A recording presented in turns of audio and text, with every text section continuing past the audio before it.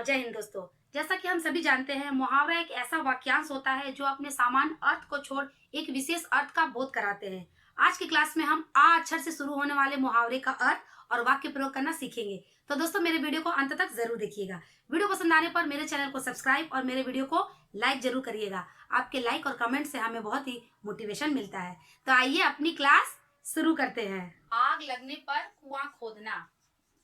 आग लगने पर कुआं खोदना। इसका अर्थ क्या होता है? इसका अर्थ होता है विपत्ति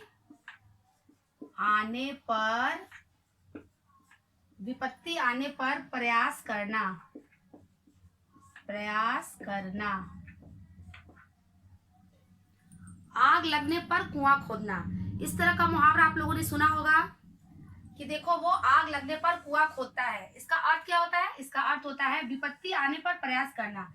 जब हमारे निकट कोई मुसीबत आता है तब हम प्रयास करते हैं, इसे ही कहते हैं आग लगने पर कुआं खोदना, मतलब विपत्ति आने पर प्रयास करना। अब इसका वाक्य प्रयोग करते हैं। इसका वाक्य प्रयोग क्या होगा? उषा परीक्षा की तैयारी कर लो। उषा परीक्षा की तैयारी कर लो। आग लगने पर कुआं खोदना। आग लगने पर कुआं खोदना ठीक नहीं है। उषा से क्या कहा जा रहा है कि उषा परीक्षा की तैयारी कर लो, मतलब परीक्षा की तैयारी पहले से कर लो। आग लगने पर कुआं खोदना ठीक नहीं है। जब विपत्ति सामने आएगी तब प्रयास करना अच्छी बात नहीं है। इसे ही कहते हैं आग लगने पर कुआं खोदना। आग से खेलना। आग से खेलना। इस तरह का मुहावरा का अर्थ क्या होता है? इसका अर्थ होता है खतरनाक काम करना। आग से खेलना मतलब खतरनाक काम करना। आग से खेलने का मतलब क्या है? आग लेकर हम लोग खेलेंगे? नहीं, यह एक तरह का मुहावरा है। आग से खेलना मतलब खतरनाक काम करना, मतलब खतरा भरा काम करना। आइए इसका वाक्य प्रयोग करके इसे अच्छी तरह से और समझते हैं। वाक्य: संजय जुआ खेलना बंद करो। संजय जुआ खेलना बंद करो। तुम कब तक आग से खेलते रहोगे?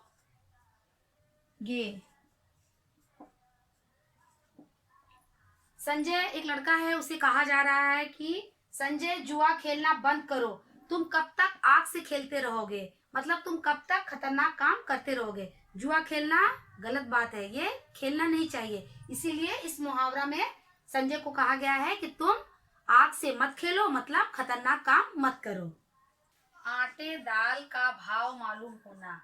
आटे दाल का भाव मालूम होना, ये बहुत ही प्रचलित मुहावरा है। अक्सर हमें कहा जाता है कि तुम्हें आटे दाल का भाव मालूम है या नहीं। इसका अर्थ होता है दुनियादारी का ज्ञान होना, या फिर कटु परिस्थिति का अनुभव होना।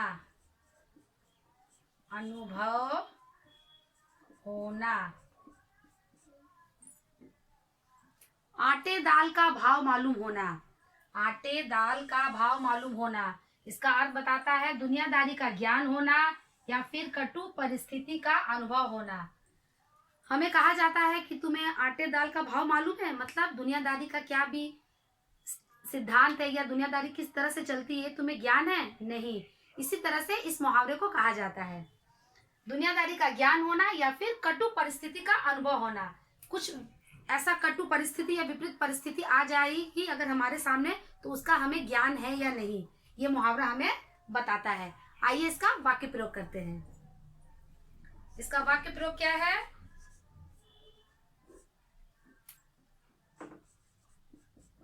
पिता की मृत्यु के बाद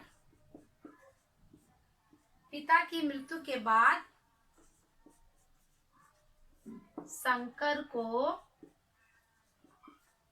आटे दाल का भाव मालूम हो गया। पिता की मृत्यु के बाद शंकर को आटे दाल का भाव मालूम हो गया, मतलब जब उसके पिता का निर्धन हुआ तो उसे दुनियादारी का ज्ञान हो गया। इसे ही कहते हैं आटे दाल का भाव मालूम होना। आप एक बार इसे पॉज करके अच्छी तरह से नोट कर लीजिए। आज कल करना,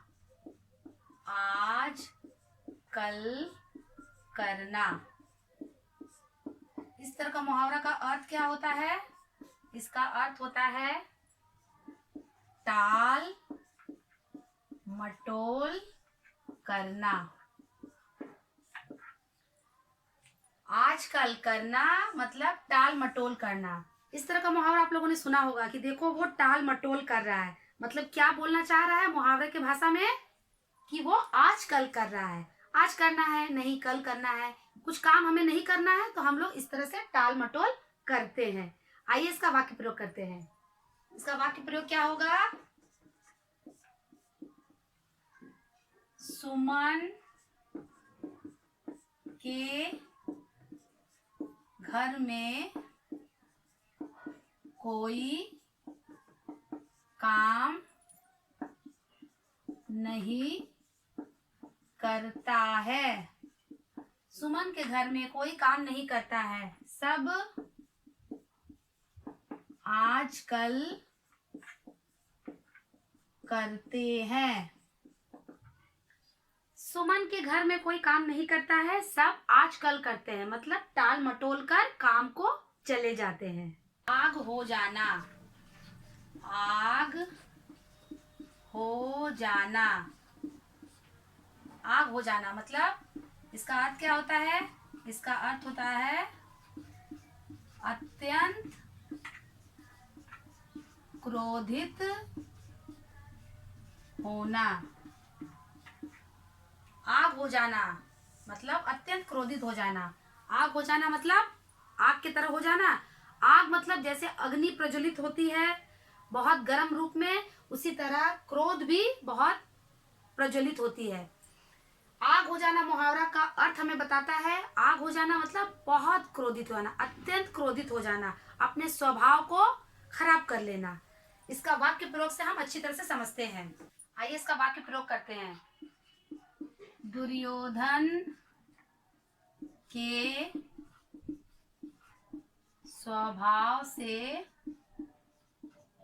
सभी परिचित थे।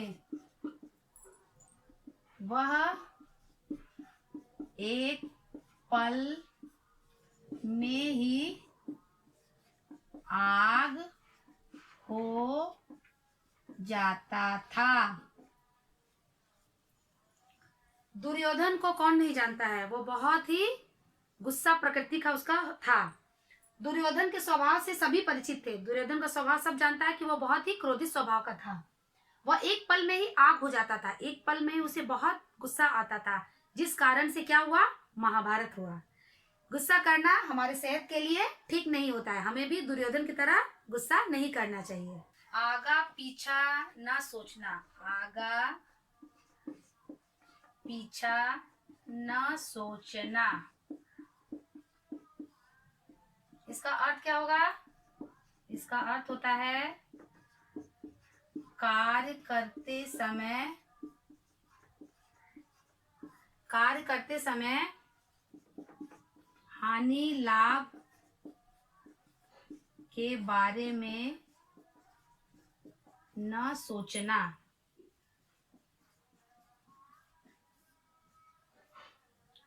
आगा पीछा ना सोचना, इस तरह का मुहावरा आप लोगों ने सुना होगा कि देखो वो कभी भी आगा पीछा नहीं सोचता है, मतलब ना आगे सोचता है ना पीछे सोचता है, इसे ही कहते हैं आगा पीछा ना सोचना। इसका अर्थ बताता है कार्य करते समय हानि लाभ के बारे में ना सोचना। आगा पीछा मतलब ना, जब भी हम कोई कार्य करते हैं तो उस समय ना हम हानि के बारे में सोचते हैं ना लाभ के बारे में सोचते हैं, ना लॉस के बारे में सोचते हैं ना प्रॉफिट के बारे में सोचते हैं, और काम करते चले जाते हैं। इसे ही कहते हैं आगा पीछा न सोचना। इसका वाक्य प्रयोग करते हैं। इसका वाक्य प्रयोग क्या होगा? हेमा हमेशा काम करती है, वह कभी भी आगा पीछा नहीं सोचती है।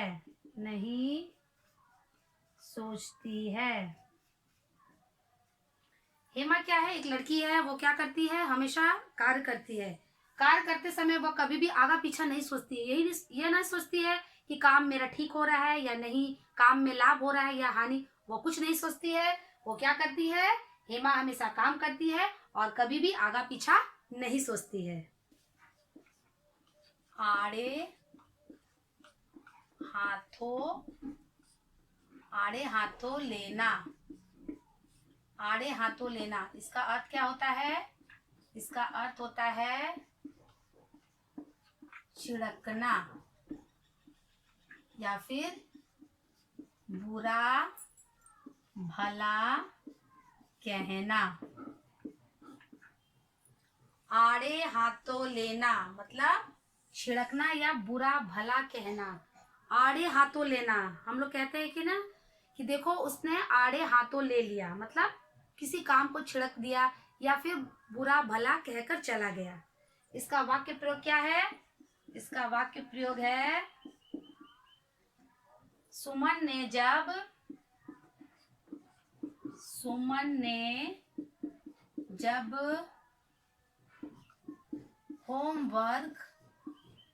होमवर्क नहीं किया तब अध्यापक ने कक्षा में उसे आड़े हाथ लिया। सुमन ने जब होमवर्क नहीं किया, क्लास में जब सुमन गई और होमवर्क नहीं किया, तो अब क्या हुआ? अध्यापक ने कक्षा में उसे आड़े हाथ लिया, मतलब कक्षा में उसे बुरा और भला कहा, जो कि कहना ठीक नहीं है। इसलिए क्या करना चाहिए? हमें अपना टाइम पर होमवर्क करके स्कूल जाना चाहिए, ताकि हमें अध्यापक जी आड़े हाथ नहीं ले पाए, मतलब बुरा और भला नहीं कह पाए। आधा तीतर आधा बटेर। आधा तीतर आधा बटेर, इस तरह का मुहावरा का अर्थ क्या होता है? बेमेल वस्तुएं। आधा तीतर होना और आधा बटेर होना, मतलब बेमेल वस्तुएं होना। बिना मेल का वस्तु जब हमारे हाथ लगती है तो हम लोग इस तरह का मुहावरा कहते हैं कि देखो आधा तीतर है और आधा बटेर है। इसका वाक्य प्रयोग करते हैं। इसका वाक्य प्रयोग करके और अच्छी तरह से हम समझते हैं। प्रभात आधा तीतर और आधा बटेर है। प्रभात क्या? आधा तीतर और आधा बटेर है। वह धोती कुर्ते के साथ जूते पहनता है। क्या है? आधा तीतर और आधा बटेर है। वह क्या करता है? धोती कुर्ते के साथ जूते पहनता है, मतलब बिना मेल किए वो कपड़ा पहनता है। आसमान पर उड़ना। आसमान पर उड़ना। आसमान पर कौन उड़ता है? चिड़िया। अगर मनुष्य आसमान पर उड़ने लगे तो इसका अर्थ क्या बताएगा? इसका अर्थ हमें बताएगा थोड़ा पैसा पाकर इतराना। थोड़ा पैसा पाकर इतराना। आसमान पर उड़ना मतलब थोड़ा पैसा पाकर इतराना। अक्सर हम लोग कहते हैं या कहते हुए सुना होगा कि देखो वो तो आसमान पर उड़ रहा है, मतलब थोड़ा पैसा पाकर इतरा रहा है, घमंड उसे हो गया है। आटे के साथ, आटे के साथ, आटे के साथ घुन पीसना। आटे के साथ घुन पीसना, इसका अर्थ क्या होता है? इसका अर्थ होता है अपराधी, अपराधी के साथ निर्दोष, अपराधी के साथ निर्दोष को भी सजा मिलना। आटे के साथ घुन पीसना, ये भी एक प्रचलित मुहावरा है। इसका अर्थ होता है अपराधी के साथ निर्दोष को भी सजा मिलना। आटा जब भी हम लोग गेहूं को पिसवाने जाते हैं तो आटा होता है, उसमें कभी कभी घुन भी साथ में पिसा जाता है ऑटोमेटिक, ठीक है। मतलब क्या होता है, अगर अपराधी को सजा मिलती है तो कभी कभी उसके साथ निर्दोष को भी सजा मिल जाता है। इसे ही कहते हैं आटे के साथ घुन पिसना। आइए इसका वाक्य प्रयोग करते हैं। इसका वाक्य प्रयोग क्या होगा? हमें हमेशा, हमें हमेशा अच्छी संगत में रहना चाहिए। हमें हमेशा अच्छी संगत में रहना चाहिए, क्योंकि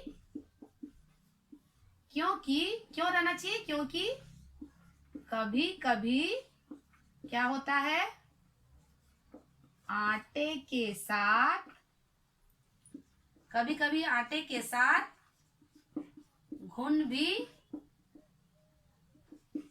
पिसता है। हमें हमेशा अच्छी संगत में रहना चाहिए, सभी कहते हैं, हम भी कहते हैं कि हमें हमेशा अच्छी संगत में रहना चाहिए क्योंकि कभी कभी आटे के साथ घुन भी पिसता है। आसमान पर थूकना। आसमान पर थूकना, इसका अर्थ क्या होता है? किसी महान व्यक्ति के बारे में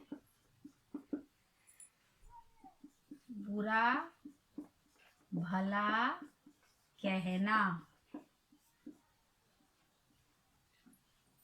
आसमान पर थूकना, आसमान पर कभी हम लोग थूक पाएंगे? नहीं। आसमान पर थूकना मतलब किसी महान व्यक्ति के बारे में बुरा भला कहना।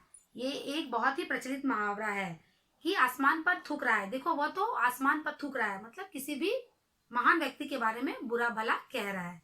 आइए इसका वाक्य प्रयोग करते हैं। महात्मा गांधी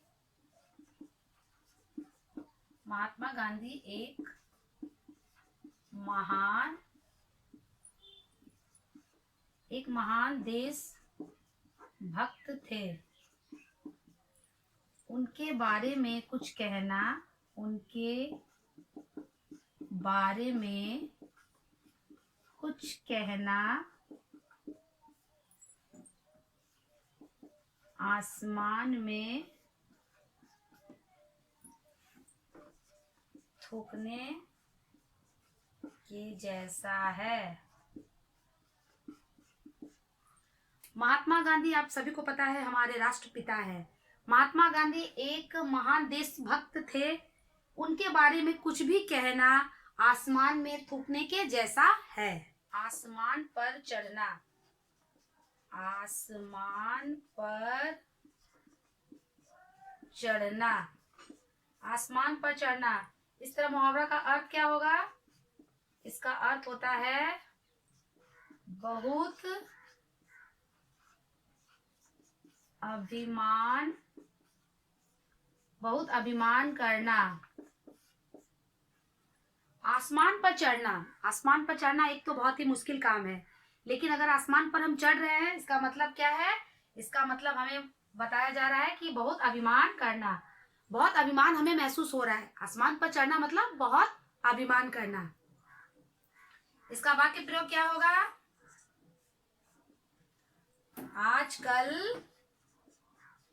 आजकल महेश का मिजाज आसमान चढ़ रहा है, आसमान चढ़ रहा है। आजकल क्या हो रहा है? महेश नाम का एक लड़का है, आजकल महेश का मिजाज आसमान चढ़ रहा है। उसका मिजाज क्या हो रहा है? आसमान चढ़ रहा है, मतलब उसे बहुत अभिमान हो रहा है। दोस्तों आज की क्लास यहीं तक, मिलते हैं एक नए वीडियो के साथ। तब तक के लिए धन्यवाद।